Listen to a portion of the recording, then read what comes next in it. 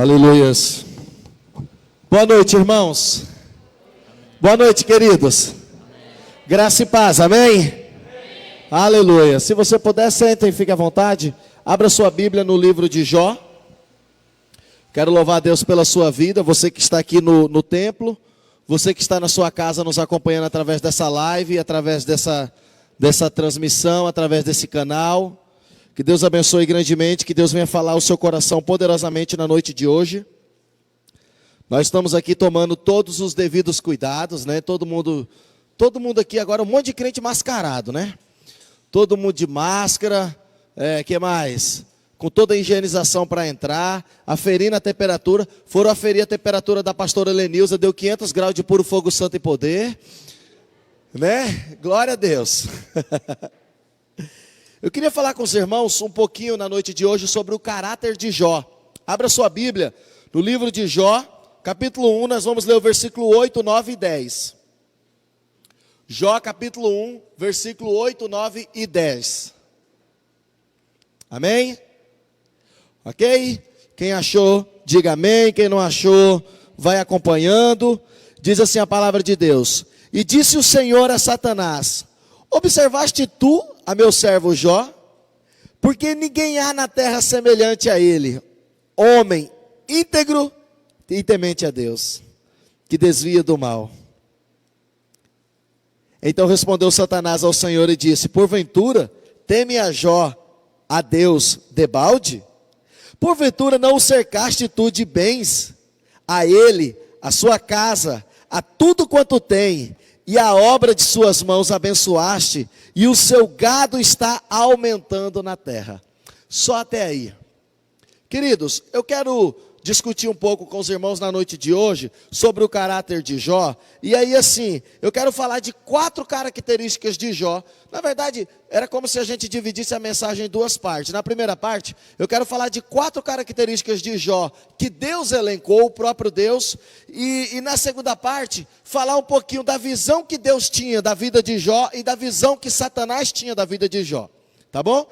Vamos ver se a gente consegue fazer isso em poucos minutos, porque o tempo não para. Ok, nós vemos algo tremendo aqui nesse texto que nós lemos. Deus, o próprio Deus, dando testemunho a Satanás de quem era Jó. O próprio Deus dando testemunho acerca da vida de Jó para Satanás. E aí, Deus elenca 4 características de Jó. E é interessante que essas 4 características, elas estão divididas em 2 grupos, de 2 características cada grupo. E cada característica dessa, ela parte de algo essencial. Cada grupo desse, melhor dizendo, parte do que é uma característica essencial, de essência, de interior de Jó, para algo que é exterior, para algo que é comportamental. Se não, vejamos. Olha só, no primeiro grupo, Deus fala que Jó era um homem íntegro e reto. Integridade é algo que é essencial, é algo que vem de dentro. Você não sabe se a pessoa que está aí do seu lado é uma pessoa íntegra ou não. Integridade é a essência. Você não conhece o coração dessa pessoa, só Deus conhece. Mas você sabe se ela anda em retidão ou não, porque retidão é comportamento. Retidão é o que ela faz no seu dia a dia. Então não dá para saber se é íntegro, a olho nu. Mas dá para saber se é reto pelo que a pessoa anda fazendo no seu dia a dia. No segundo grupo, Deus vai dizer que Jó era temente a Deus e que desviava-se do mal. Gente, não dá para saber, não dá para mensurar o nível de temor a Deus que cada pessoa tem. Eu não sei se na verdade, entendeu assim, no íntimo, eu não sei se você é uma pessoa temente a Deus ou não. Você não sabe se eu sou, porque você não está dentro de mim, você não conhece o meu coração. Temor a Deus é algo que é essencial, é algo que é de dentro. Mas, além de temente a Deus, ele era uma pessoa que se desviava do mal. E desviar do mal é comportamento. Aí dá para saber se a pessoa desvia do mal ou não. É só olhar o que a pessoa faz no dia a dia. O que a pessoa fala, o que a pessoa pratica. É só olhar a rede social da pessoa. É só olhar a vida da pessoa. Dá para saber se ela desvia do mal ou não. Então note que nos 2 grupos de característica, Deus parte de algo que é interior, algo que é de essência, para algo que é exterior. E aí eu acho isso fantástico, Por que eu acho isso fantástico? Porque, irmão, isso está diretamente ligado com a proposta do Evangelho. Para mim, o livro de Jó é um dos livros mais evangélicos do Antigo Testamento. Evangélico no sentido de apresentar a proposta do Evangelho. Aliás, o próprio Jó é uma pessoa que tipifica o Cristo.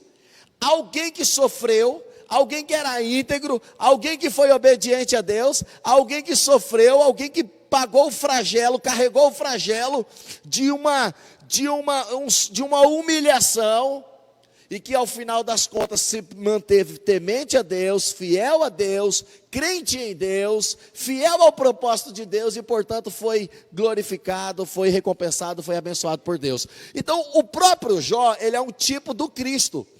Para mim o livro de Jó é um dos mais evangélicos, no sentido de imprimir, de apresentar a proposta do Evangelho. Por quê? Porque veja bem, nós estamos dizendo que as características que Deus apresenta de Jó é algo que vem da essência e que transborda para um comportamento. Não é algo de estereótipo, é algo de interior. E isso comunga diretamente com a proposta do Evangelho. Porque, irmão, qual é a proposta do Evangelho de Cristo? O Evangelho de Cristo, ele provoca em nós uma mudança de essência, uma mudança de interior, não é uma mudança de estereótipo. Você não é crente, você não é servo de Deus porque começou a andar com a Bíblia debaixo do braço. Aliás, isso está caindo até em desuso, porque grande parte de nós usamos a Bíblia no aplicativo, né? Nos smartphones. Mas você não é crente porque começou a andar com a Bíblia debaixo do braço, porque parou de usar maquiagem se for mulher, porque só anda de calça social se for homem. Você não é crente porque assume um estereótipo, você é crente no Senhor Jesus, porque o Evangelho do Senhor, quando você teve contato com o Evangelho, ele provocou dentro do seu interior uma mudança tão profunda que hoje você não é mais a mesma pessoa. É ou não é verdade? Então, assim como o Jó, as suas características, elas vêm de dentro, de essência, para o exterior, o Evangelho provoca essa mudança interior. Em algum momento, isso pode refletir no exterior. Isso, aliás, deve refletir no nosso comportamento social e como a gente interage socialmente. Isso tem que refletir. Quem era uma pessoa ruim, agora que teve contato com o Evangelho, isso vai refletir no seu comportamento social, porque ela passa a ser melhor com o próximo. Ah não, mas ele já era uma pessoa boa, agora passa a ser uma pessoa melhor ainda. Então o Evangelho, de qualquer forma, o nosso exterior, ele vai denunciar se temos ou não contato com o Evangelho. Se nós tivemos ou não esse contato com o Evangelho. Porém, a mudança se deu no interior, é lá dentro. É ou não é verdade, queridos? Então essa é a proposta do Evangelho. Eu acho incrível que um dia Jesus se encontra com Nicodemos. Quando Jesus se encontra com Nicodemos, Jesus fala assim: Nicodemos, é necessário nascer de novo. Jesus está falando de algo que é interior. E Nicodemos fala: mas eu já sou velho. Como é que eu vou entrar no ventre da minha mãe? Como é que eu vou nascer de novo? Um velho barbado como eu.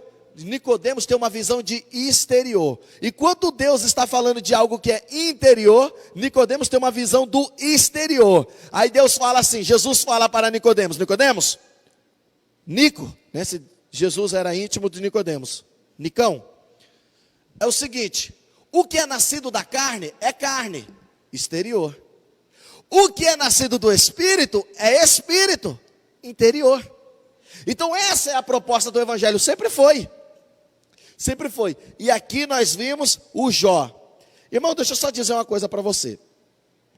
Se você vai para a igreja, se você assume todos os cacuetes de crente, se você inclusive entrega o dízimo, se você inclusive dá aleluia aí na cadeira, se você faz um bocado de coisa, se você parece com crente, se você tem todo o estereótipo de crente, mas se esses estereótipos não foram precedidos de uma transformação profunda, que a Bíblia chama isso de processo de santificação, então é só religiosidade. É só religiosidade. Porque essencialmente o Evangelho é uma transformação interior. Processo de santificação, que dá-se início quando você abriu o coração para Cristo. Quando você creu no Senhor. Ali, irmão, começou um processo na tua vida que só vai terminar o dia que você voltar para a glória, voltar para o Pai. Quer seja pelo arrebatamento, quer seja pela morte, né? De duas uma. Mas só aí que se encerra esse processo. Então, se você tem todo o evangeliquez, todas as práticas, mas não tem essa mudança de interior, de essência, de quem você é realmente, então, é só um religioso. Não é um cristão, não é um seguidor de Cristo. Ok, queridos? Amém? E aí, dito isso, eu quero falar com os irmãos agora, na segunda parte que eu falei, né? Que a primeira parte era tratar especificamente dessas características de Jó. E eu quero falar agora com os irmãos, dentro dos versículos que nós lemos, 8, 9 e 10, de duas visões que esse texto nos apresenta acerca de Jó. Duas visões. Quais são elas? Quais são essas duas visões? A visão que Deus tem acerca de Jó e a visão que Satanás tem de Jó. Só para fazer uma consideração aqui, queridos, Deus ele é onisciente. Deus ele tem todo o conhecimento, Deus conhece tudo plenamente. Isso inclui as nossas vidas. Então Deus nos conhece plenamente, ok? Amém? Sim ou não? Salmo 139 diz que Ele nos sonda, Ele nos conhece, Ele nos esquadrinha de alto a baixo. Deus nos conhece, antes que os nossos lábios professem uma palavra, Ele já sabe. Ou seja, Ele nos conhece melhor do que nós mesmos.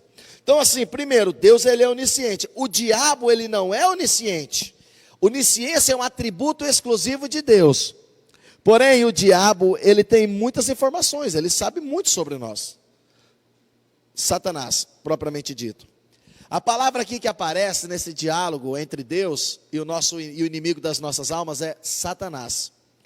Satã significa oponente ou adversário, aquele que se opõe. Satanás não é o nome dele, Satanás é quem ele é. Ele é o adversário, ele é o oponente, ele é aquele que oferece resistência, ele é o oposto a tudo aquilo que se chama plano e vontade de Deus. Ele é adversário. Ah, Satanás é o nome dele. Não, não é o nome dele, é a essência dele, é quem ele é. E Deus fala para Satanás assim: viste o meu servo Jó?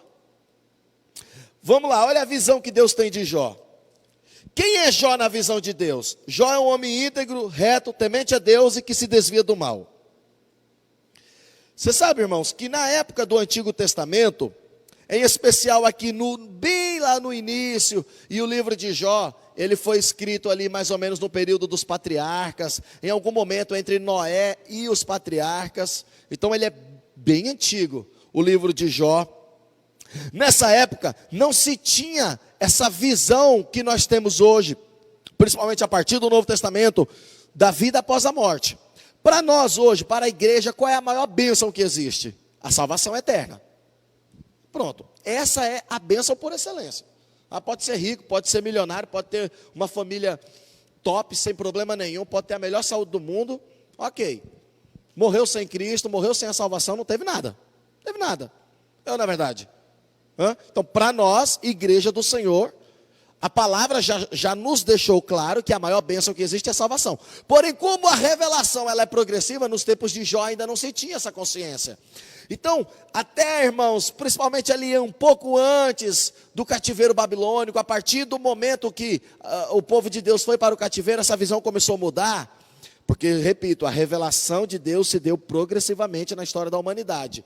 A bênção nos tempos de Jó, nos tempos dos Salmos, nos tempos dos patriarcas. O que era a bênção? A bênção era longevidade, herdade e posteridade. A bênção era viver muito, a bênção é ter terra, ter bens, ser próspero e ter muitos filhos. Então a bênção era isso. Diferente para nós a igreja hoje. Então ser abençoado era alguém que viveu muito. Ser abençoado é alguém que foi muito próspero, teve ouro, teve terra. Ser abençoado era alguém que tinha filhos. Tinha filhos. Ok? Então isso era o conceito de bênção. Nesse sentido, Jó era uma pessoa muito abençoada por Deus. Jó foi alguém muito abençoado. Só que Jó, apesar de ser abençoadíssimo por Deus, na visão de Deus, Jó não era fiel a ele porque era abençoado. Jó era abençoado porque era fiel a ele. É o contrário. A fidelidade de Jó era a essência, a bênção de Jó era exterior. A fidelidade de Jó precedia qualquer bênção que ele poderia ter. Então, na visão de Deus acerca de Jó, Jó sobretudo era temente a ele. Jó sobretudo era um homem íntegro. Jó sobretudo era um homem reto. Jó sobretudo era um homem que se desviava do mal. E as bênçãos? As bênçãos eram só consequência daquilo que Jó era. Isso na visão de Deus. Era como Deus enxergava Jó. Aí vem agora a visão de Satanás. Aí Satanás fala aqui no versículo 9, porque no versículo 8 Deus apresenta essa visão. E fala assim para Satanás: você viu? Deus está todo gaboso, né? Você viu o meu servo Jó? Aí no versículo 9, Satanás responde a Deus assim: então respondeu Satanás ao Senhor e disse: porventura teme a Jó a Deus debalde? Ou seja, inutilmente, sem motivo, de forma leviana? Teme, Jó te teme agora só porque ele é bonzinho? Olha o que Satanás diz ainda: porventura não cercaste tu de bens a ele, a sua casa e tudo quanto tem? O que Jó está dizendo? Que Satanás está dizendo? Que Jó era temente a Deus só porque Deus o abençoava. Olha a relação de causa e efeito. A visão de Satanás em relação a Jó é diametralmente oposta à visão de Deus em relação a Jó. Na fala de Deus, ele só abençoou a Jó porque Jó se manteve na sua presença. Então, olha a diferença de causa e efeito entre as duas visões. Na fala de Satanás, Jó só se manteve na presença de Deus porque Deus o abençoou. O contrário. Só que a vida de Jó, querido, vai nos mostrar que o temor ao Senhor é uma questão de conversão e não de circunstância. Jó não foi fiel ao Senhor circunstancialmente. Jó foi fiel ao Senhor porque era temente ao Senhor, essencialmente. Ei, olha aqui para mim. Fidelidade ao Senhor não é uma questão de circunstância, é uma questão de essência. Fidelidade ao Senhor não é circunstancialmente, é essencialmente. Se não vejamos, o livro de Jó apresenta 3 estágios da vida de Jó. No início, Jó é alguém muito rico e abençoado.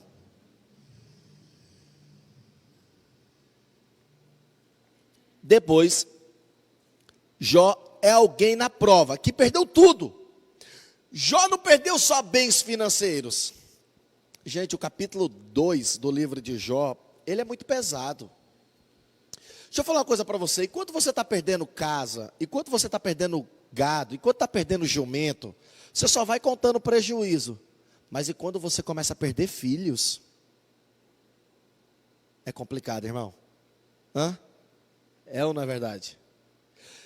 Qual foi, gente, qual foi a visão de Jó? Quando Jó perdeu os filhos, qual foi o comportamento de Jó? Versículo 20 do capítulo 1. Então Jó se levantou, rasgou seu manto, raspou sua cabeça, se lançou em terra e adorou. Irmão, como é que alguém fica sabendo que perdeu 10 filhos? Jó tinha 7 filhos homens e 3 filhas mulheres.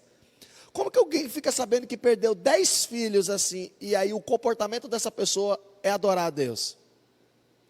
É só alguém que entendeu que ele era meramente um mordomo de tudo aquilo que Deus confiou a ele. Que os filhos, ei, olha aqui para mim, seus filhos não são seus. Inclusive o seu carro não é seu, sua casa. Aliás, quer saber de uma coisa? A sua vida não é sua. Nós só somos mordomos daquilo que Deus confiou a nós. O curso natural da vida não são filhos enterrar, não são pais enterrar filho. O curso natural da vida é filho enterrar pai. E Jó teve o desprazer de enterrar 10 filhos. 7 filhos homens, 3 filhas mulheres. Qual foi o comportamento de Jó? Se prostrou. Se lançou em terra. Ele, na verdade, Jó, eu acho que ele ficou pasmo, ele caiu. E o que ele fez? Adorou ao Senhor. E disse: nu saí do ventre da minha mãe, e nu tornarei para lá. O Senhor o deu, o Senhor o tomou. Bendito seja o nome do Senhor. Jó acaba de perder 10 filhos. Versículo 22. Em tudo isto, Jó não pecou, nem atribuiu a Deus falta alguma. Meu Deus, o que é isso? Quando você lê o livro de Jó, você percebe um homem que está com crise de identidade, com várias crises. Em algum momento até brabo com Deus, mas Jó não teve crise de fé. Jó nunca perdeu de vista quem ele era em relação a Deus e quem era Deus na vida dele. Irmãos, nós temos hoje me permita aqui só um parêntese, porque eu ia falar dos 3 estágios de Jó, né, para mostrar essencialmente quem era Jó, que a visão de Deus estava certa em relação a Jó e a visão de Satanás estava errado, mas eu preciso abrir um parêntese agora aqui. Nós estamos num período de pandemia muito grande, né? E eu vou falar uma coisa que ninguém quer ouvir. Algumas pessoas entre nós já contraiu e foram curadas, graças a Deus. Algumas pessoas da nossa comunidade que não estão aqui, estão contaminadas. Até onde eu saiba, os que eu sei, estão todo mundo bem. Mais pessoas, provavelmente, da nossa comunidade será contaminado. Pode ser que, inclusive, alguém da nossa comunidade venha a morrer dessa contaminação. E pode ser que parente de alguém da nossa comunidade venha a morrer dessa contaminação.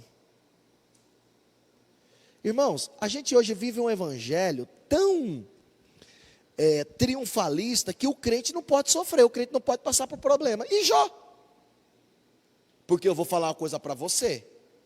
Irmão, eu estou na caminhada, eu estou lutando. Mas se eu usar a vida de Jó como régua para medir a minha vida, eu sei que eu estou bem aquém de Jó. Eu ainda não cheguei no nível de Jó. E Jó, com aquele nível todo, passou pelo que passou? Aí a gente pega a palavra de Paulo aos Filipenses 3, eu acho, 14.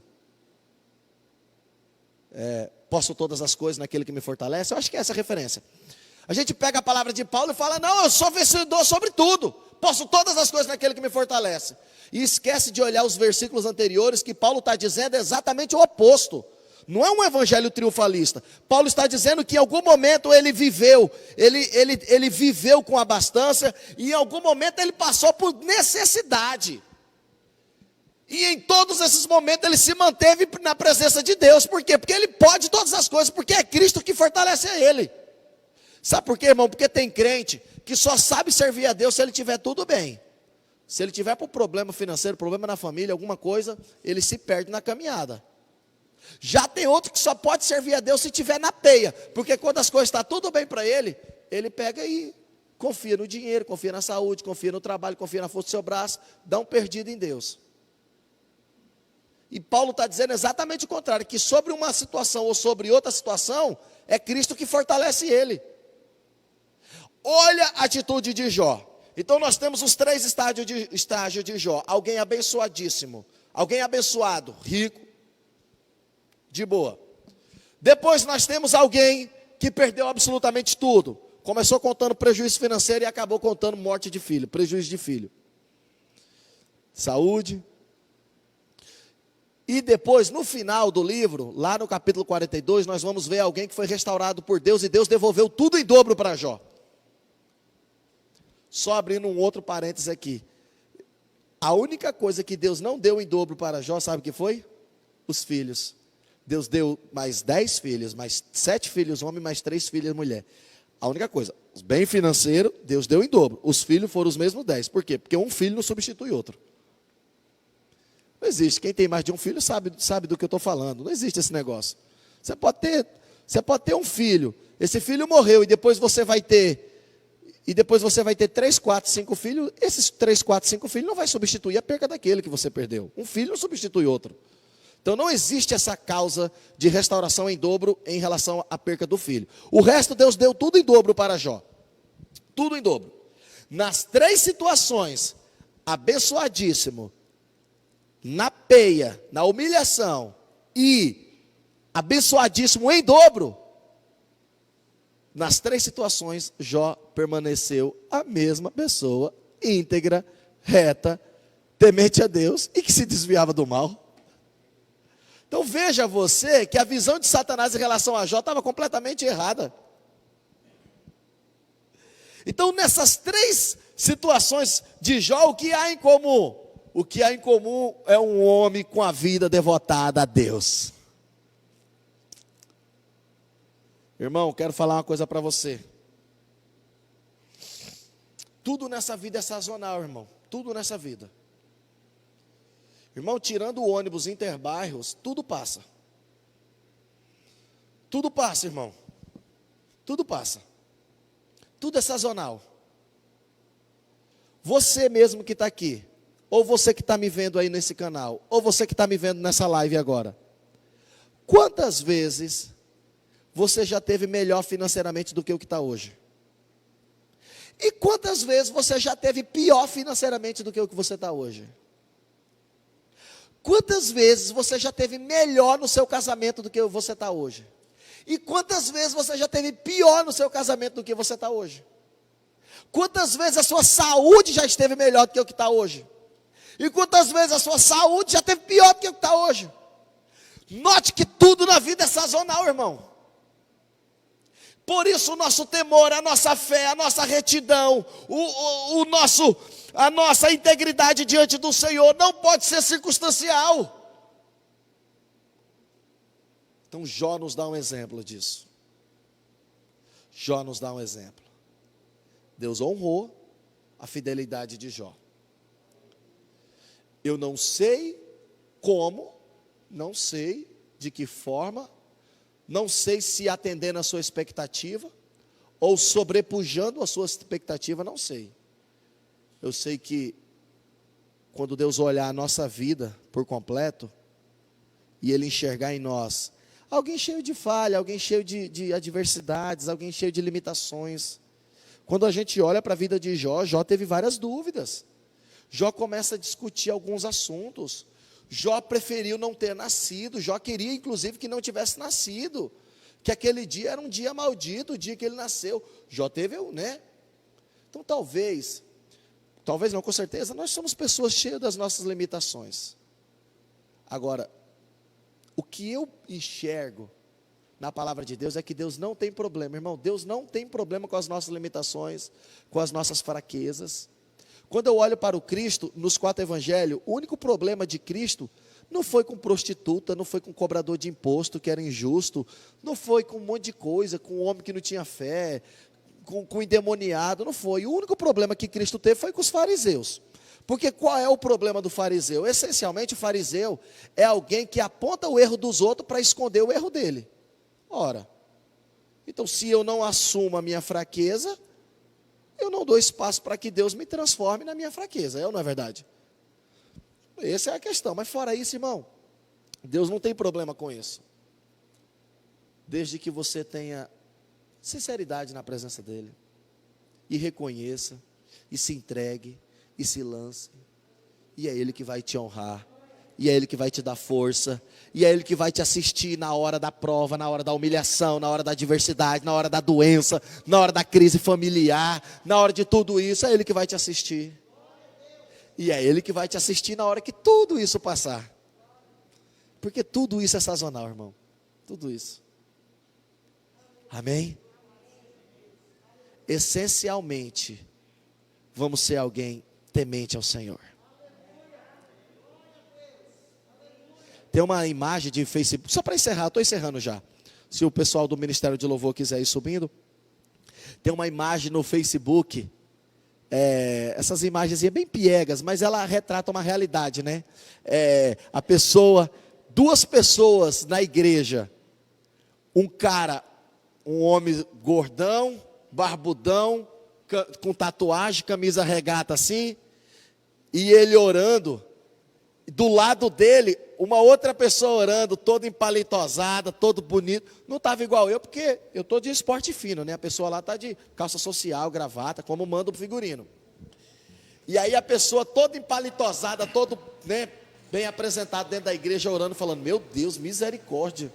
Olha esse cara que está aqui do meu lado. Aí o cara que está daquele lado orando, fala assim, Senhor, tenha misericórdia de mim, eu sou um miserável pecador. Conversão é essência, não é estereótipo, né, irmão? Não é verdade? Então Jó nos dá um banho nisso. Que eu e você tenhamos esse mesmo sentimento de Jó, independentemente de qual sazonalidade da vida que nós estivermos, por cima, por baixo, ou mais por cima ainda, a gente seja a mesma pessoa, temente a Deus, reto diante de Deus, sincero, íntegro diante de Deus. Amém, querido? Se coloque de pé, vamos orar?